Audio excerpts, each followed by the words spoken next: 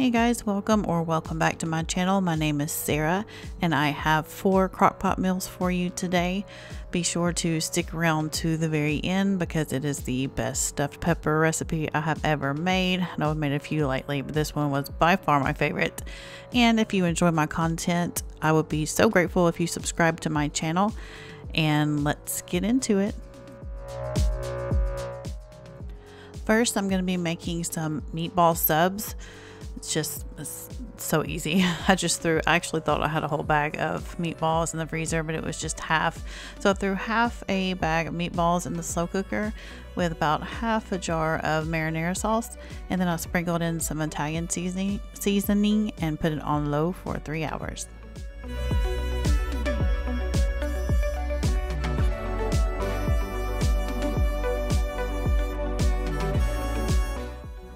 And now I've got my hoagie buns and I'm slicing them in half. These are the ones from Walmart. They are our very favorite, the Walmart bakery.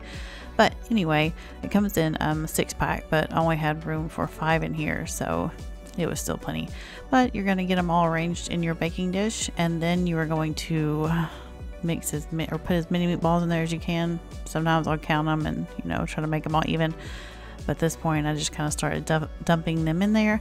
And then once I get the meatballs in there, I just sprinkle it with a little bit of garlic salt. And then I topped it with a good bit of mozzarella cheese.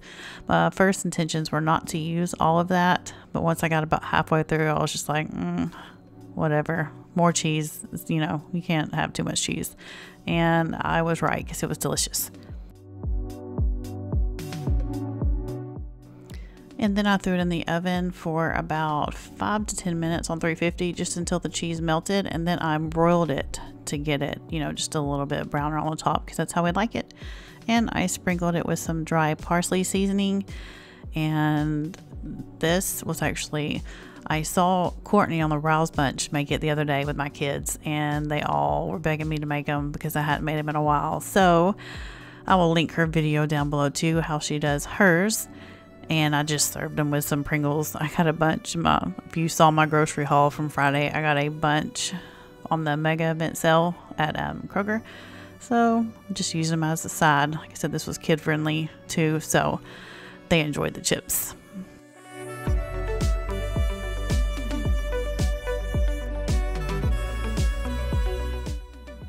And I guess I thought that if I cut it diagonally, it was gonna like be even or something. I was struggling with how I was gonna present it, but whatever.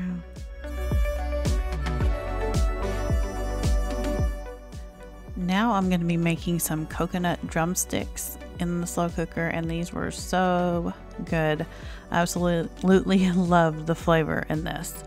You're gonna start with a can of coconut milk, 1 tablespoon of chili garlic paste, 2 tablespoons of sriracha, a tablespoon of tamari, and then a teaspoon of dried basil.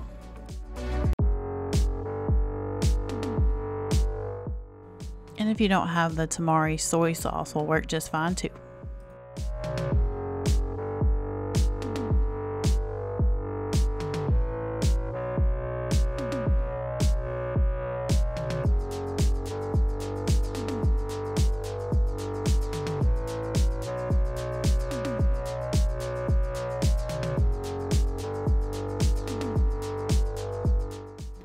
And once you have everything mixed together, you are going to remove the skin from all of your drumsticks.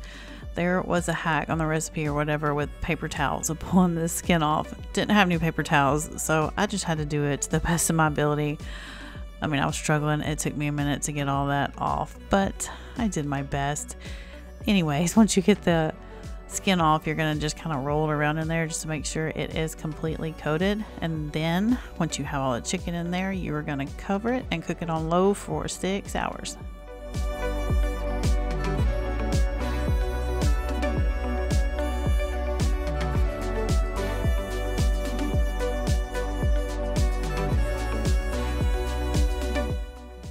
And you'll be able to tell when I'm pulling the chicken out that it was just falling apart. It was so good.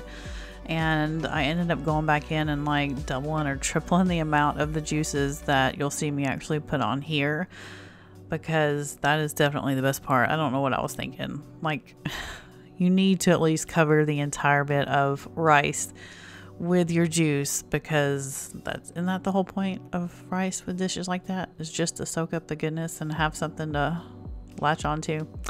Anyway, then I also topped it with cilantro, and like I said, this was so good. If you're a fan of like Thai food especially, you would love it.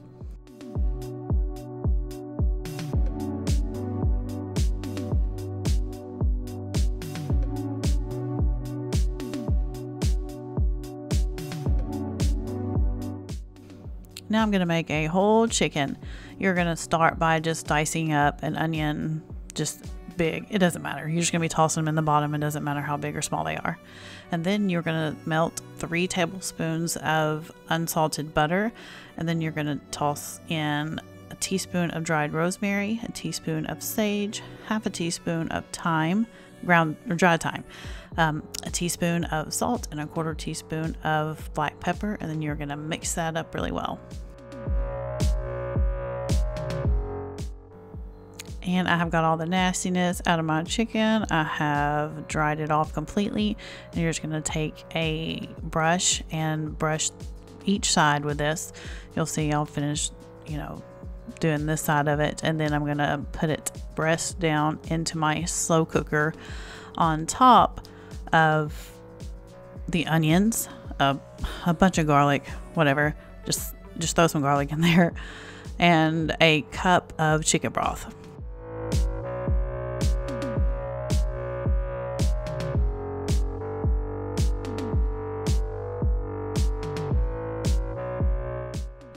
And the recipe for that butter and stuff was supposed to be for both sides, but it just wasn't enough. So I ended up they're doubling that. So FYI. And you're going to cover it and cook it on low for 6 hours. And then afterwards, I pulled mine out, put it on a sheet pan, and I broiled it in my oven for probably 10 minutes. I mean, it was 10 to 15 minutes actually in the middle of the oven, because I definitely like our skin on our chicken crispy and not all, I don't know. I can't stand the thought of like slimy skin. Anyway, and then I served it with some asparagus and Parmesan. Now I'm going to make some Southwestern stuffed peppers. First, you're going to dump a can of pinto beans into a bowl and smash it up until they're pretty much like refried beans, the best you can. And then you're going to rinse and drain them, of course. And then you're going to rinse and drain another can of pinto beans and throw them in there whole. And then you can use a can of either green or red enchilada sauce. I chose the red, it felt right. So, but whichever one's your favorite, you can toss it in there.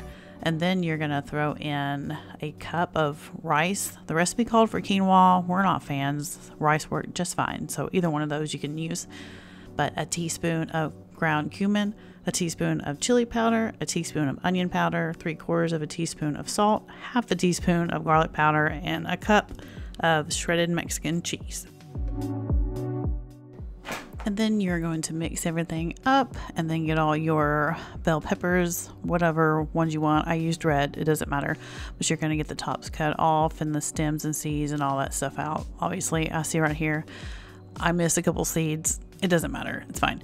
But then you're going to fill them up with that mixture, cook it on low for 6 hours. And when there's about 15 to 30 minutes left, you're going to top all of them with a little bit more of the Mexican cheese and get it all melted.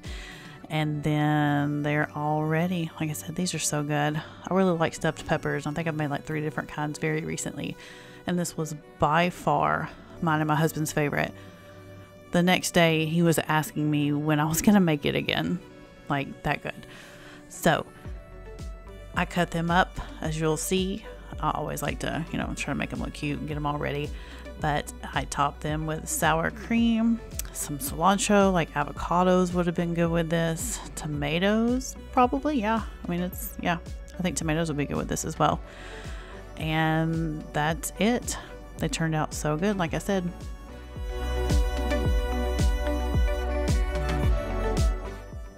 And thank you so much for watching. I really appreciate everyone that watches my videos and the constant support I get on here. If you are new here and you like my content, be sure to subscribe to my channel. I post weekly, like what's for dinners, random little recipes in between, and I will have a lot of crockpot meals this month. Don't forget to go back. I've posted like 2 other ones. So thanks again.